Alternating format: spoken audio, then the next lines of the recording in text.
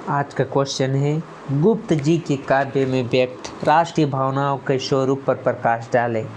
जैसे कि गुप्त जी की काव्य में कौन कौन सी राष्ट्रीय भावनाएं हैं उसके बारे में प्रकाश डालना होगा। जिसमें मैथिली शरण गुप्त के काव्य बहुत सारे हैं जिसमें राष्ट्रीय के प्रति उनकी अपनी अलग भावनाएं। तो इसका आंसर गुप्त की राष्ट्रीय चेतना का सर्वप्रथम उद्गार भारत भारती के माध्यम से होता है। भारत भारती जो इसकी एक कविता है गुप्त जी की, यह कृति राष्ट्रीय चेतना को जागृत की महत्वपूर्ण उपलब्धि है जो 3 भागों अतीत खंड, वर्तमान खंड एवं भविष्य खंड में बांटी है। यह कृति मुद्दस हाली से प्रभावित या उसकी प्रतिक्रिया के फलस्वरूप लिखी गई है। गुप्त जी की राष्ट्रीयता की पहली विशेषता है तत्कालीन समय में देश की राजनीतिक, सामाजिक, सांस्कृतिक, मानवीय मूल्य की पहचान और उसकी व्यापक समझ रखना। हम कौन थे, क्या होंगे और क्या होंगे अभी।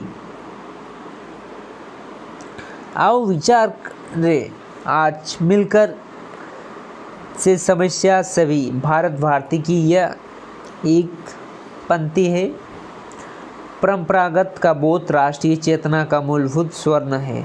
गुप्त जी अपने उस गौरवशील भारतीय परंपरा से पूर्णतः परिचित थे और भारत की वीरता, आदर्शों, विद्या, बुद्धि, कला, कौशल्य, सभ्यता, संस्कृति आदि गुणगान किए हैं। हाँ, वृत भारतवर्ष ही संसार के सरमोर है, ऐसा पुरातन देश कोई विश्व में क्या और है। भगवान की भाव मूर्तियों का यह प्रथम भंडार है, विधि ने किया नर सृष्टि का सबसे यही विस्तार है। यह भारत भारती की चौपाई थी, लाइन थी। गुप्त जी प्राचीन भारतीय गौरवशील परंपराओं से परिचित होने के साथ ही वर्तमान औद्योगिकता से भी परिचित थे। उन्होंने कवि, साहित्य, संगीत, धर्म, दर्शन आदि के क्षेत्र में होने वाली आवृत्ति, रईसों और उनके सपूत्रों के कारनामों, तीर्थ तथा मंदिरों में दुर्गति तथा स्त्रियों की दुर्दशा का चित्रण किया है। वर्तमान देश की दुर्दशा के संबंध में वे लिखते हैं, अब कमल क्या जल तक नहीं, सर मध्य केवल पक है, वह राज कुबेर अब हाँ रग का भी रग है। गुप्त जी तत्कालीन भारतीय परतंत्र को अच्छी तरह समझते थे। प्लेटो ने कहा था, गुलामी मृत्यु से भी अधिक भयानक है।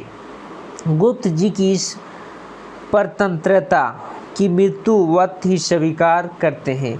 वे मात्र राजनीतिक परतंत्रता को ही बल्कि उस परतंत्रता की बात करते हैं जो मनुष्य पर धर्म, जाति, कुल, रीति, नीति के नाम से डाला गया है। वह मानव को समस्त परतंत्रित एवं बंधन से मुक्त देखना चाहते हैं। किसी एक सीमा में बंधकर रह सकते हैं क्या ये प्राण, एक विश्व क्या आखिर विश्व का तत्व चाहता हूँ मैं तन। ये साकेत का है मैथिली शरण गुप्त के पंक्ति। तत्कालीन परिस्थितियों में प्रत्येक कवि, विचारक के मन में एक नए राष्ट्र निर्माण की अपनी अपनी योजना थी। गुप्त जी के मन में भी भावी राष्ट्रीय निर्माण की योजना थी। उसमें वे प्रजातांत्रिक मूल्य को स्थापित देखना चाहते हैं। सारा विश्व उस समय इसी व्यवस्था के पक्षधर था। गुप्त जी लिखा है, भला हुआ कौन है जो राज्य लेवे, पिता भी कौन है जो राज्य देवे, प्रजा का अर्थ है साम्राज्य सारा। अपने रीतियाँ, मान्यताएं, आस्थाओं, विचारों, संस्कारों का सहज बोध उनकी राष्ट्रीयता का एक अनिवार्य अंग है। बिना इस मूल्य के किसी भी राष्ट्र की निर्माण नहीं हो सकता।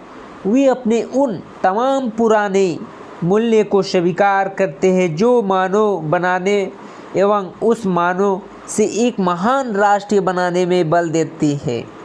परंतु यह भी नहीं है कि वे पुरातनवादों परंपरावादी एवं रूढ़िवादी हैं।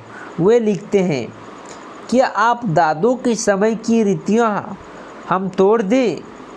वे रुगन्य ही तो क्यों न हम भी स्वस्थ रहना छोड़ दें। रामचंद्र शुक्ल लिखते हैं, गुप्त जी, मैथिली शरण गुप्त जी की वास्तव में समाजवादी कवि हैं, प्रतिक्रिया प्रदर्शन करने वाले अथवा मर्द को झूमने वाले कवि नहीं। गुप्त जी की राष्ट्रीय चेतना का विकास उन सभी प्रगतिशील मूल्य से जुड़ी है जो वर्तमान समय के अनुकूल हो और नुग्न रूढ़ियों का निषेध करने में है। वर्तमान समय की पहचान उसकी राष्ट्रीय चेतना को पुष्ट करती है। हमको समय को देखकर ही नित्य चलना चाहिए, बदले हवा जिस तरह हमको बदलना चाहिए। विपरीत विश्व प्रवाह के नीचे नाव जा सकती नहीं। अब पूर्व की बात सभी प्रस्ताव या पा सकती नहीं। वे एक राष्ट्र में स्वप्न दृष्टा था जिसमें किसी भी अर्थ का निषेध न हो। परंपरा, मानवता, प्रेम, सहयोग, विश्वास, सहानुभूति, आत्मीयता, समझौता, एकता, राष्ट्रीय दूसरे की मंगल कामना भी भावना हो। अर्थात उनकी राष्ट्रीय चेतना विश्व बंधुत्व की चेतना को स्थापित करने वाला था। मिथ्या दीप छोड़ने को साहस हो तुम में तो व्यक्तित्व अपने समाश्रिष्ट में मिला दे तू।